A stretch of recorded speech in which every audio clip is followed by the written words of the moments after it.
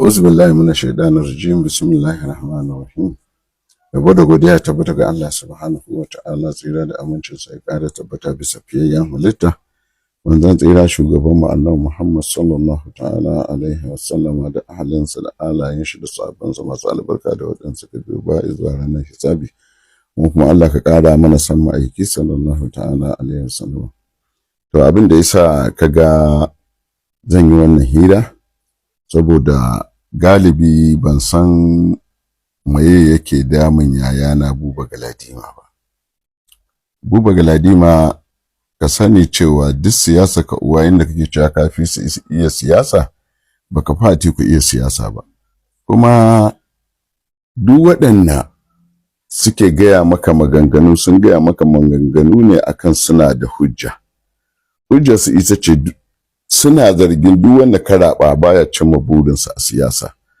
Domin za ka ga shugaba Muhammadu Buhari sai da wurgar da kai, mutane suka ce sai da wurgar da kai sannan ya samu nasara ya zama shugaban ƙasa. To don haka irin wannan kamar watan bulayi bara a kufai, yana Buba Galadima bai dace ka ringa faɗa wannan maganganun ba. Ko menene sai ka yaba wa waziri, ko me ka yaba wa waziri, kuma waziri ba sa'an ka ne a siyasa ba. Ɗaukaka da rufin asiri da komai waziri ya fi ka. Haka san jama'a na gaskiya waziri ya fi ka. Kuma kana cewa kun bar ADC ne saboda rigingimu, ka gaya min jama'iyyar da ba ta da rigingimu, ko kai NDC ɗin da kuka koma akwai rigima cikinta, amma mutane suna zargin cewa duk tafiyar da za a yi da kai kamar ejan ne. Ana zargin ma cewa kuna gwamnatin tarayya ejan ne, shi yasa kuka fita daga ADC kuka koma NDC. To wannan abu babu shakka biri yayi kama da mutum, kuma har da zagi kake hada yayana Buba Galadima. Bai dace ka ringa hada da zagi ka ce wai waziri ne ya turo su. Menene hujjaka na cewa waziri ne ya turo su?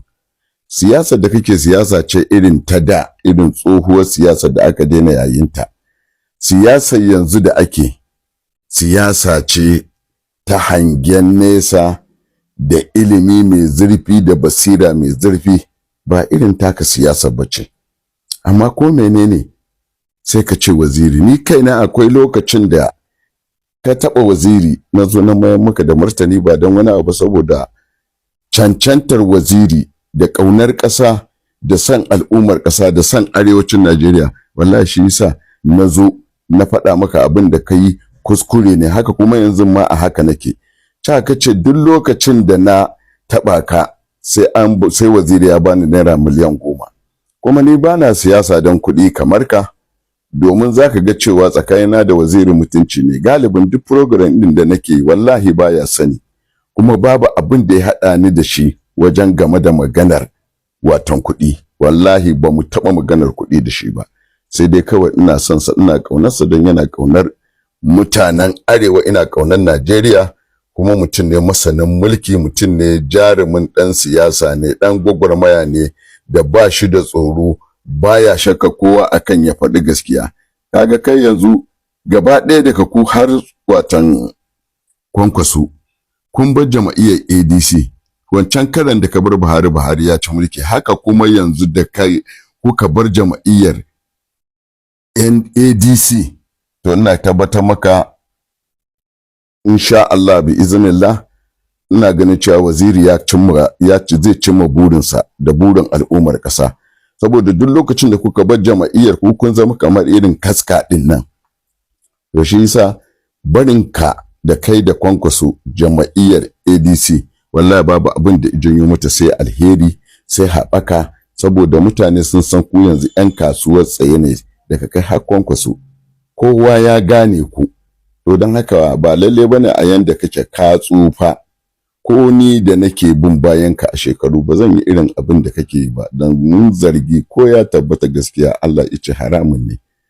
Wace hujja kake da ita da kake cewa waɗannan mutane da suke kalubalantakarka kake cewa wai waziri ne ya turo su? Har kana haɗawa da zagi, ka ce mutanen da suke zage-zage da sauransu. A'a, halayenku ne mutane suka gaji da shi. Saboda ku 'yan kasuwar tsaye ne, sai ku bi sai ku samu magoya bayan ku, ku fada wannan jama'iyya, ku fada wannan jama'iyya. To yanzu dai kurunkus mutane sun fara gane ku da cewa lalle kan biri yayi kama da mutum. Ba yi kuke yi dan al'umma ba kwa yi dan talakawa, dan kanku kuke yi, kuma ana zargin ku da cewa ejoji ne na APC, kuma tabbas biri yayi kama da mutum.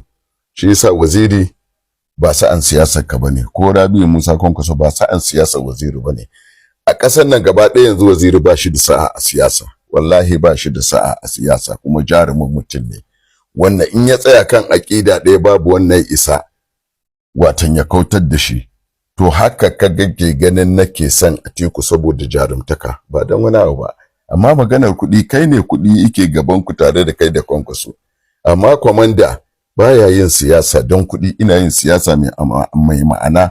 In ka ga ina son mutum, wallahi ina tabbatar maka cewa ina ƙaunar 'yan Najeriya, ina ƙaunar 'yan Arewa, kuma matsalar da muke ciki a Arewa ba mai iya mana maganinta sai Allah, amma sai Atiku Abubakar. Don haka burin Atiku zai zama gaskiya, kuma mutane suna masa addu'a, suna masa fatan alheri. Tunda kun rabu da ADC, to shikenan nasara ta zo a wajen Atiku da yadda Allah subhanahu wata'ala. Wannan shine nake son in gaya wa mutane, duk maganar da kake magana ce ta son zuciya, magana ce ta ku sake tsada a wajen APC.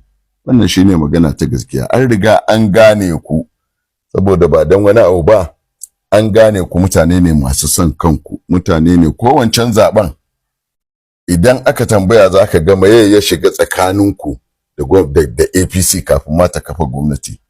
Abubuwa mutane suna zargi da yawa, ana ban gishiri in ba komanda tare da kai da su, kuma duk yanzu maganganun da kake ba irin wannan ake bukata ba. Siyasa ta canza, siyasa ce ta nutsuwa, ba ballagazar siyasa ba.